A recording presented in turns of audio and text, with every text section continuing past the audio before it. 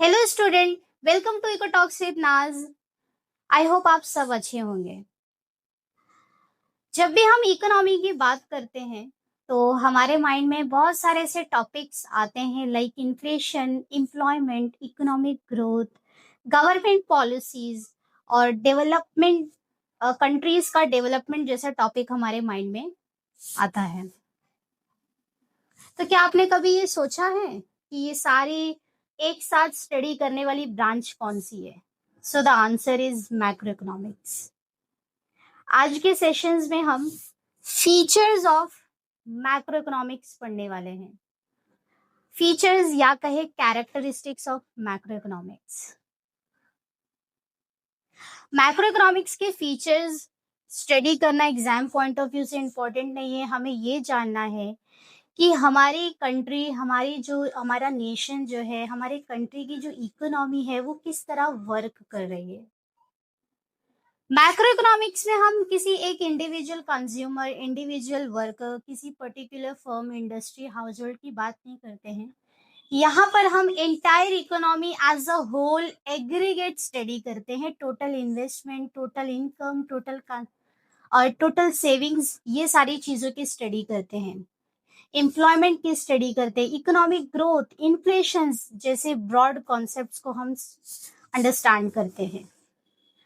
तो हमने 12th level पर सबसे पहला पहला चैप्टर, हमने 12th स्टैंडर्ड की जर्नी जो है सबसे पहले चैप्टर से स्टार्ट की है, जिसका हेडलाइन है कॉन्सेप्ट्स टर्मिनोलॉजी। आप देखने को पा रहे हैं यहाँ पर, that is introduction to micro and macroeconomics. So basically हमने माइक्रो इकोनॉमिक्स के मीनिंग, उसका डेरिवेशन कहाँ से हुआ, ये बहुत ही हमने systematically in a very easy way और बहुत ही प्रैक्टिकल वे में हमने ये सारी चीजें स्टडी की है, स्टेप बाय स्टेप। हमने माइक्रो इकोनॉमिक्स के स्कोप्स देखे कि उसका सब्जेक्ट मैटर कहाँ तक का है, उसका कवरेज कहाँ तक का है, उसकी इंपॉर्टेंस देखे कहाँ कहाँ तक के हैं, उसके फीचर्स हमने स्टडी किए बहुत ही डिटेल में, स्टेप बाय स्टेप। हमने मैक्रो इकोनॉमिक्स की जर्नी भी ऑलरेडी स्टार्ट कर चुकी है। हमने मैक्रो इकोनॉमिक्स के स्कोप बहुत ही डिटेल में इसके पहले वाले लेक्चर्स में देखे। अगर आपने नहीं देखा है so do visit the lecture. आज के सेशंस में हम फीचर्स ऑफ मैक्रो इकोनॉमिक्स पढ़ने वाले हैं। तो फीचर्स ऑफ मैक्रो इकोनॉमिक्स का सबसे पहला पहला जो है कोर एरिया है, that is study of aggregate economy as a whole. So basically study of aggregate, हम माइक्रो इकोनॉमिक्स में इंडिविजुअल यूनिट्स की बात कर रहे थे। यहाँ पर हम किसी एक पर्टिकुलर फर्म, किसी पर्टिकुलर कंज्यूमर, किसी पर्टिकुलर इंडस्ट्री, हाउस होल्ड की बात नहीं कर रहे। यहाँ पर हम economy as a whole, entire economy की बात कर रहे हैं। तो मैक्रो इकोनॉमिक्स जो है लार्ज स्टडी करता है, पूरे इकोनॉमी के बिहेवियर को स्टडी करता है, ना कि सिर्फ इंडिविजुअल यूनिट्स की स्टडी करता है। इसीलिए मैक्रो इकोनॉमिक्स का सबसे पहला पहला फीचर है that is study of aggregate.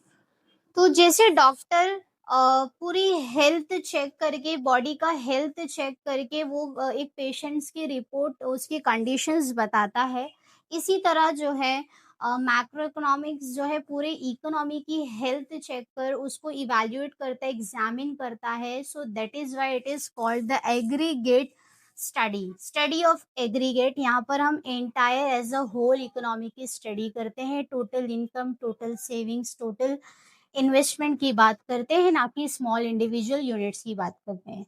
So basically हमारा जो सेकंड फीचर है दैट इज इनकम थियोरी।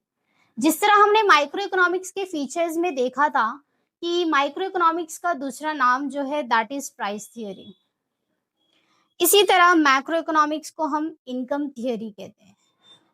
तो इनकम थियोरी जो है ये भी बहुत ही मेन और कोर एरिया है फीचर्स ऑफ मैक्रो इकोनॉमिक्स का। यहाँ पर हम स्टडी करते हैं पूरे देश की इनकम, पूरा नेशनल इनकम की स्टडी करते हैं कि हमारी इकोनॉमी में, हमारी कंट्री में कितना इनकम जनरेट हो रहा है और कौन से सेक्टर से हमारी इकोनॉमी में सबसे ज़्यादा या सबसे कम कंट्रीब्यूशन दे रहा है। तो ये सारी चीज़ें हम इनकम थ्योरी में स्टडी करते हैं। यहाँ पर हम एग्रीगेट डिमांड और एग्रीगेट सप्लाई के बीच का एक रिलेशनशिप्स देखते हैं कि जब भी डिमांड जो है डिमांड और सप्लाई इंक्रीज होती है तो हमारी इकोनॉमी में इन्फ्लेशन आता है, और जब भी demand on the other hand उसका वाइसा वर्स, जब भी डिमांड कम होती है तो रिसेशंस या डिफ्लेशन हमारी कंट्री में आता है।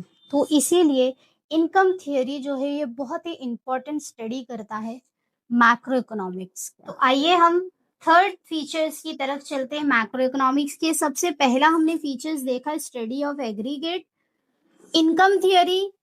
थर्ड फीचर है that is general equilibrium analysis. So basically general equilibrium analysis का मतलब है कि पूरी इकोनॉमी में बैलेंस और कोऑर्डिनेशंस किस तरह ये मैक्रो इकोनॉमिक्स इसको डील करता है, स्टडी करता है। क्योंकि जो डिमांड है, सप्लाई है, प्राइजेस है, इनकम है और एम्प्लॉयमेंट जो है वो एक दूसरे को किस तरह अफेक्ट करते हैं, क्योंकि इकोनॉमी में किसी एक सेक्टर में जो है वो चेंजेस आने पर जो है पूरे सेक्टर पे इम्पैक्ट पड़ता है। जैसे फॉर एग्जांपल अगर प्रोडक्शंस बढ़ता है तो if production increases it leads to increase in employment. Employment बढ़ती है तो लोगों की इनकम बढ़ती है, लोगों की इनकम बढ़ती है तो मार्केट में डिमांड भी बढ़ जाता है। इसी तरह इकोनॉमी के सभी कंपोनेंट्स जो है वो एक चेन की तरह होती है, वो आपस में एक दूसरे से कनेक्ट होते हैं। इसीलिए मैक्रो इकोनॉमिक्स जो है इसी ओवरऑल इक्विलिब्रियम को ही वो स्टडी करता है। तो हमारा थर्ड फीचर जो है मैक्रो इकोनॉमिक्स का that is general equilibrium analysis.